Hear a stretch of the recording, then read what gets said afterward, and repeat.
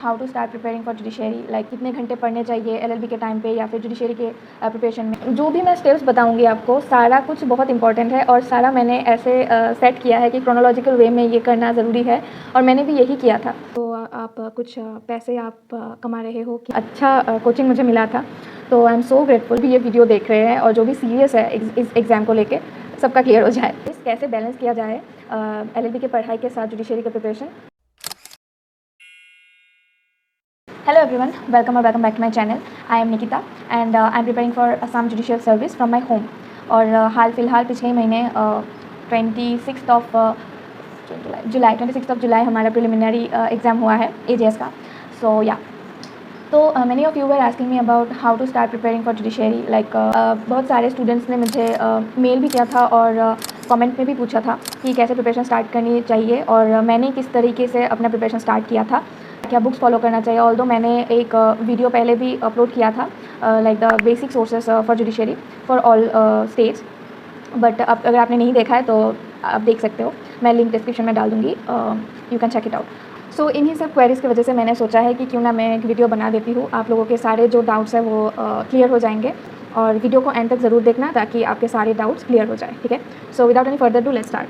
तो आज मैं कवर करूँगी 6 से 7 टॉपिक जो कि आपके जो क्वेरीज़ है, आपके जो डाउट्स है, उसके बेस पे ही मैंने डिसाइड किया है.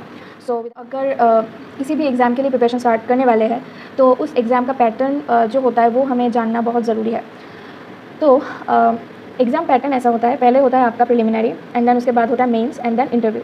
तो प्रिलिमिनरी में क्या होता है, 100 मार्क्स का एग्ज़ाम होता है, ऑब्जेक्टिव बेस्ड क्वेश्चन होता है. जैसे कि हम सबको पता है मल्टीपल चॉइस क्वेश्चंस होते हैं, 4 ऑप्शंस दिए जाते हैं, उसमें से जो भी आपको लगता है सही है वो आपको टिक करना होता है. ये OMR में होता है एग्ज़ाम.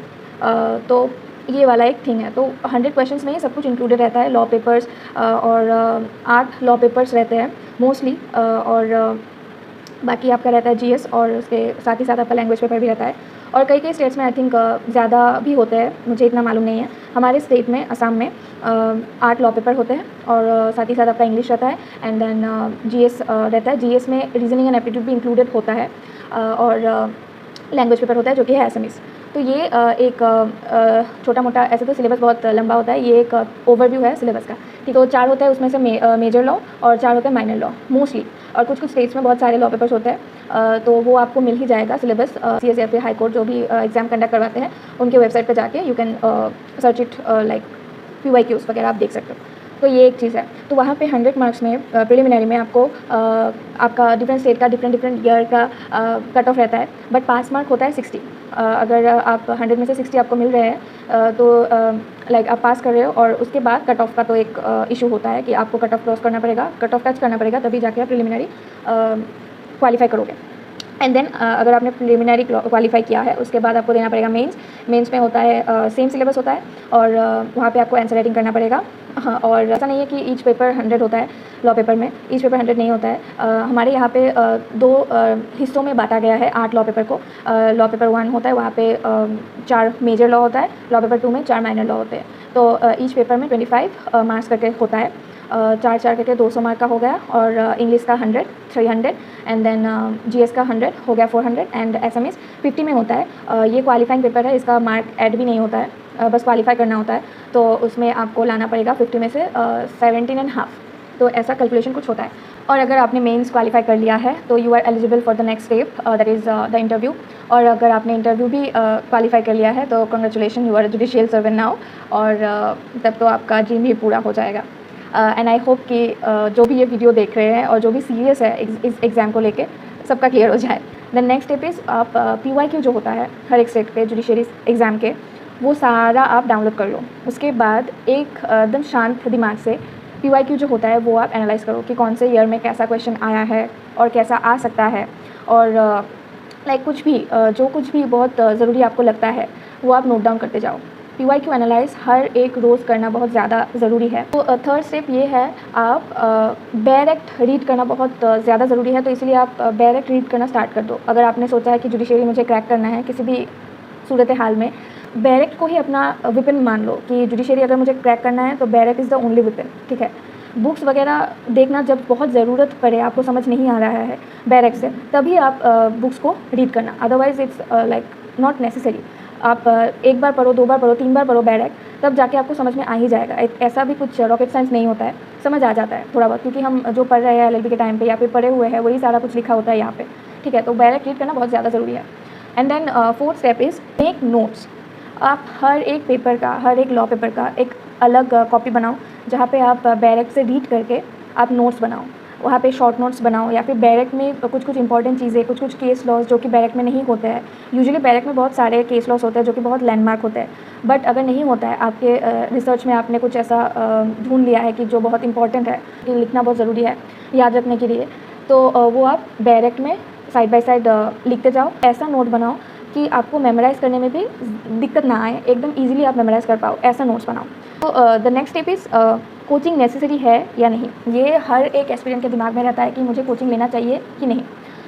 सी कोचिंग अगर आप लेने का सोच रहे हो तो इट्स अ गुड थिंग। ऐसा नहीं है कि इन्वेस्ट करना मतलब नेसेसिटी नहीं है या फिर नेसेसरी नहीं है, ऐसा नहीं है। अगर आपको लग रहा है कि आपके पास टाइम बहुत कम है और आपके मतलब आप प्रैक्टिस भी कर रहे हो और आपके साथ ही साथ आप प्रिपरेशन भी कर रहे हो, तो उस टाइम के लिए, उस इंसान के लिए मुझे लगता है कोचिंग लेना ज़रूरी है।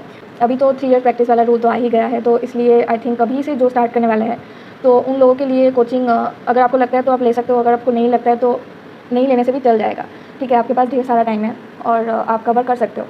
अच्छा सा कोचिंग इंस्टीट्यूट देख के, थोड़ा बहुत रिसर्च करके कि कैसा चल रहा है उस कोचिंग का, मतलब सक्सेस स्कोर कैसा है, कौन से कौन मतलब कितने स्टूडेंट्स, कितने एस्पिरेंट्स निकले हैं उधर से, ये सब कुछ देख के आपको कोचिंग लेना चाहिए अगर आपको लगता है तो।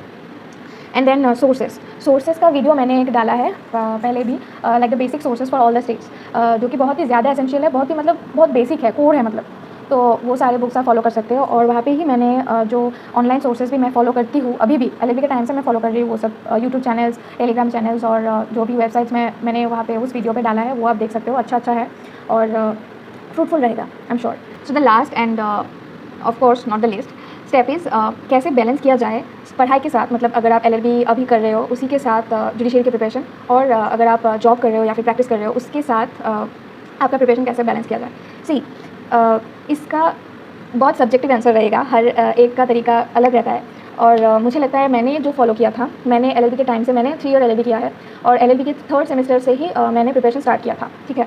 मैंने वीडियोस वगैरह यूट्यूब पे देखना स्टार्ट कर दिया था, दैन मैंने PYQs वगैरह सब डाउनलोड कर दिया था, और मैंने एनालाइज तब इतना इफेक्टिवली मैंने नहीं किया था टू बी ऑनेस्ट, बट मैंने देखा था PYQs वगैरह, और मैं देखती थी PYQs, अक्सर देखती थी कि कैसे कैसे क्वेश्चन आ रहे हैं, और मैं मैं कोशिश भी करती थी अपियर करने की। आप जो भी पढ़ रहे हो ना, जैसे कि मान लो थेफ्ट आप पढ़ रहे हो IPC से, तो थेफ्ट के रिगार्डिंग क्या क्या क्वेश्चन आए हैं जुडिशरी में PYQs में, वो आप जॉट डाउन करते जाओ कि ऐसा ऐसा पॉइंट यहाँ पे लिख सकती हूँ मैं। तो ऐसा करने से क्या होगा, आपका जुडिशरी का भी प्रिपरेशन हो जाएगा, और अगर आप जुडिशरी के प्रिपरेशन के बेसिस पे प्रिपरेशन कर रहे हो तो उसी के साथ आपका एकेडमिक्स भी हो ही जाएगा। ऐसा तो नहीं है कि एकेडमिक्स ज़्यादा टफ है जुडिशरी से, तो एकेडमिक्स थोड़ा बिलो ही रहता है, जुडिशरी तो अबव रहता है, हम सबको पता है। तो अगर आप जुडिशरी के लिए पढ़ रहे हो तो आपका एकेडमिक्स हो ही जाएगा, ठीक है। तो ऐसा आप फॉलो कर सकते हो। और हाँ, किसी ने मुझसे पूछा था कि दी आप आपके सब्सक्राइबर्स अभी 6000 समथिंग हो गया है, तो आप if you are making any money or not from YouTube. तो मैं अभी भी, मुझे कुछ भी नहीं मिला है यूट्यूब से, और मैं अभी भी एलिजिबल नहीं हूँ फॉर मोनेटाइजेशन। अगर आप लोगों का प्यार रहता है तो मैं ज़रूर हो जाऊँगी monetise. That's it for today guys, thank you so much for watching. If you are watching till now तो very I am grateful to you. और अगर आपने सब्सक्राइब नहीं किया है तो प्लीज़ सब्सक्राइब कर देना, और कमेंट में ज़रूर बताना कि आपका कौन सा डाउट अभी भी आपके दिमाग में है और आपको परेशान कर रहा है, तो मैं वो एड्रेस करूँगी अपने नेक्स्ट वीडियो में। तब तक के लिए खुश रहो, मुस्कुराते रहो, और अपनी किसी फ्रेंड को अगर आप देख रहे हो कि वो भी इस डाउट के सिचुएशन से जूझ रहा है, तो वीडियो को शेयर ज़रूर कर देना अपने दोस्तों के साथ। और या मिलते हैं नेक्स्ट वीडियो में, तब तक के लिए बाय बाय, टेक केयर, खुश रहो, अपना ध्यान रखो, और अपने आसपास के लोगों का भी ध्यान रखो। Bye bye.